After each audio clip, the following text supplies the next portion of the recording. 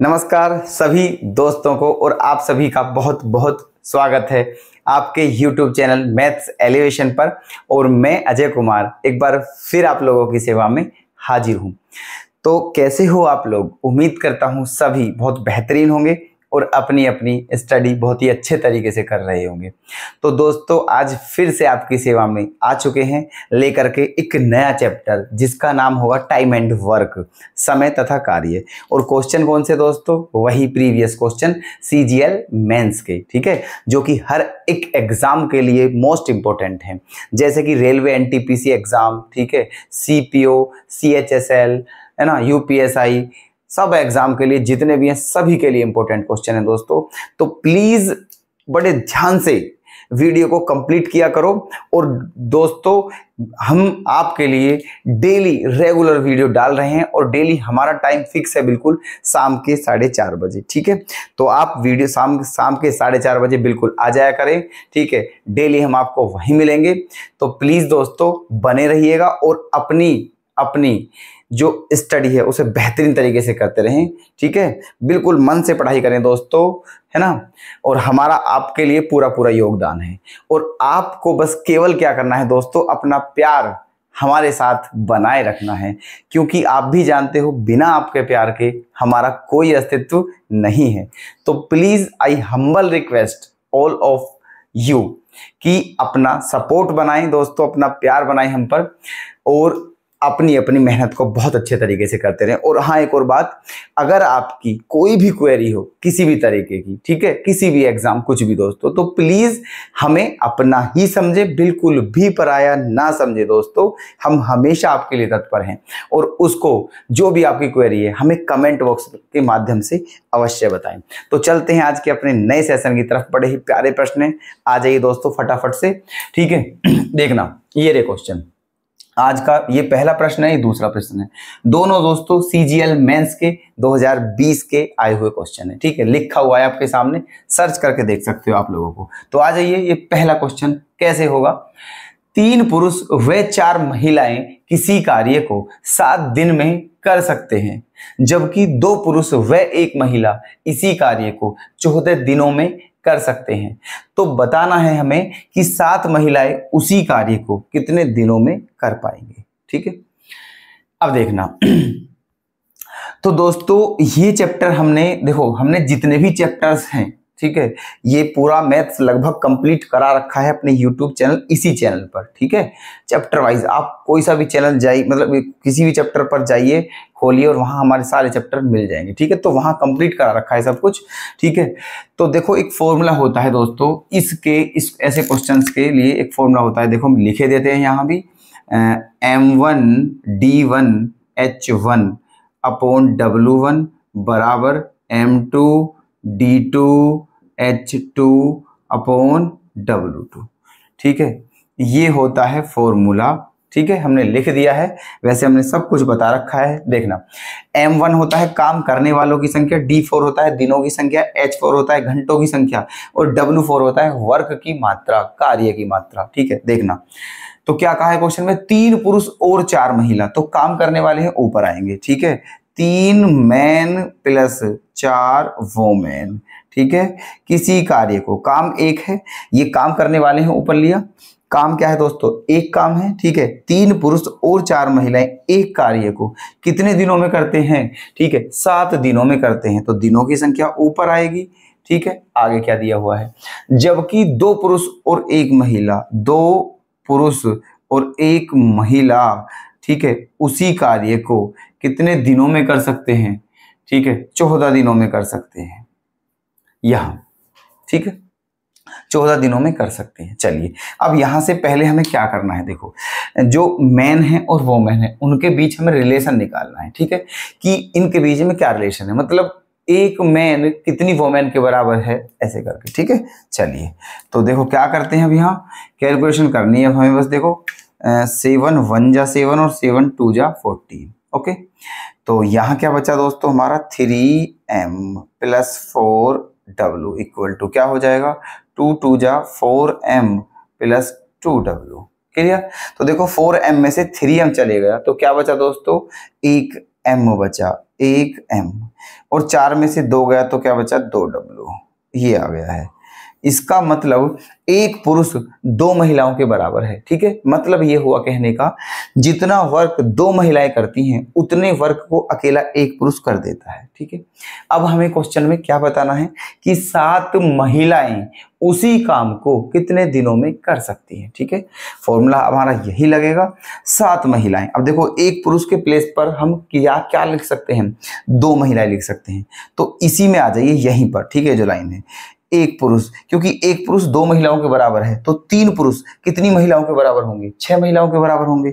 तो यहाँ 3 पुरुष के प्लेस पे हम क्या लिख सकते हैं, 6 महिला। ठीक है, 6 और 4 क्या हो गई है पूरी 10 महिला। ठीक है, तो 10 महिला क्वेश्चन हमारा बन गया है। अब दोस्तों कैसे, आप देखते रहिएगा, है ना।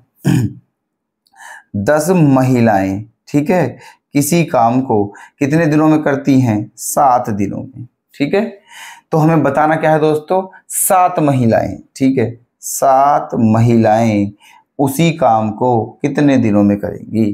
ठीक है, तो 7 से 7 क्या हो गया कैंसिल और हमारा आंसर क्या आ गया है 10। ठीक है, क्या आ गया है दोस्तों आंसर 10।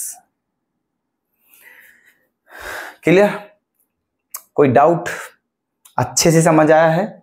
ठीक है, चलिए तो ऑप्शन नंबर ए करेक्ट।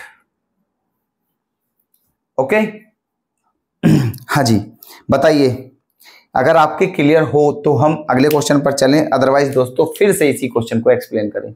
आप बता दीजिए जल्दी से फटाफट कमेंट करके कि क्या आप हमारे इस जो हमने अभी समझा है इससे सहमत हैं, समझ में आ चुका है क्वेश्चन, बिल्कुल डाउट तो नहीं है किसी भी प्रकार का। ठीक है, चलिए बहुत बढ़िया, समझ आ गया तो कोई डाउट ही नहीं है। तो फिर चलते हैं दोस्तों नेक्स्ट क्वेश्चन की तरफ, फटाफट से आ जाइए और देखिए क्या करना है इस क्वेश्चन में। हमें ए बी व सी किसी काम को अलग अलग, ठीक है, क्रम से है 18 दिन में, 36 दिन में और 54 दिनों में कर सकते हैं। ठीक है, उन्होंने एक साथ काम करना शुरू किया किंतु कार्य समाप्त होने से 5 व 10 दिन पहले क्रमशः बी व सी ने काम छोड़ दिया। तो बताइए काम पूरा होने में कितना समय लगा। देखो बड़ा बेहतरीन प्रश्न है। ठीक है, ये समझ लीजिए दोस्तों, आप एग्जाम उठा के देखिए तो सही। ठीक है, ये जो क्वेश्चन है, ये इस टाइप के जो क्वेश्चन है, मैं कह रहा हूं दोस्तों मुश्किल शायद ही कोई ऐसा एग्जाम हो जहां ऐसे क्वेश्चन नहीं आते हों। अदरवाइज ये क्वेश्चन दोस्तों रिपीट होते ही होते हैं, चाहे वो एसएससी हो, चाहे वो बैंक हो, चाहे पुलिस हो दोस्तों, ठीक है, चाहे रेलवे हो, कोई भी हो, ये क्वेश्चन दोस्तों है ही इतने इंपॉर्टेंट, ये आते ही आते हैं। तो हमारी आपसे बस यही रिक्वेस्ट है, बड़े ध्यान से इन क्वेश्चंस को समझें और अपना कंसेप्ट क्लियर कर लें ताकि एग्जाम में आप इन क्वेश्चंस का कबूतर बना सकें। ठीक है, चलिए शुरू करते हैं। देखो ए बी सी 3 लोग हैं, है ना, ए बी और सी 3 लोग हैं। ठीक है, ये तीनों, ए किसी काम को कितने दिनों में कर लेता है 18 दिनों में, बी कितने दिनों में करता है 36 दिनों में और सी कितने दिनों में करता है 54 दिनों में। ठीक है, आगे उन्होंने एक साथ काम करना शुरू किया। ठीक है, तीनों ने एक साथ काम करना शुरू कर दिया। ठीक है, लेकिन हुआ क्या दोस्तों, जैसे ही काम खत्म होने वाला था उससे 5 दिन पहले किसने काम छोड़ दिया, बी ने, और जैसे ही काम खत्म होने वाला था उससे 10 दिन पहले किसने काम छोड़ दिया, सी ने। ठीक है, तो फिर हमें यह बताना है कि वो जो काम है वो कितने दिनों में कंप्लीट हुआ।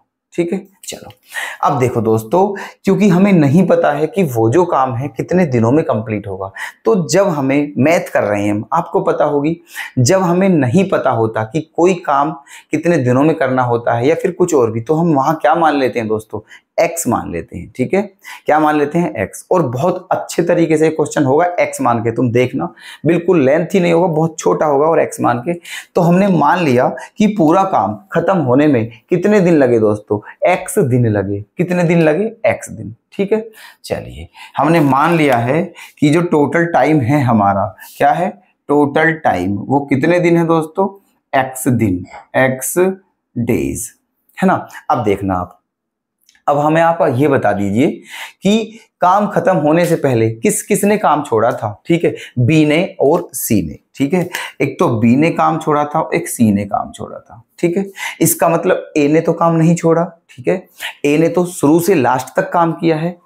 कंप्लीट है बात, ठीक है। चलिए, तो हमने क्या माना है कि x दिनों में पूरा काम कंप्लीट हो गया। इसका मतलब ये है a ने पूरे x दिनों तक काम किया है, ठीक है। किया है नहीं किया है? चलिए, a का एक दिन का काम क्या है दोस्तों? 1/18, ठीक है।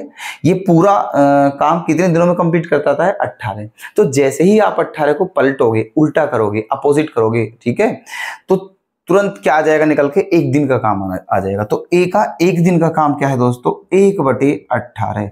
एक दिन का। 2 दिन का कितना होता? 2/18। 3 दिन का 3/18। 4 दिन का 4/18। ऐसे तो होता। मतलब जितने भी दिन का निकालना है उसके ऊपर गुणा करनी है।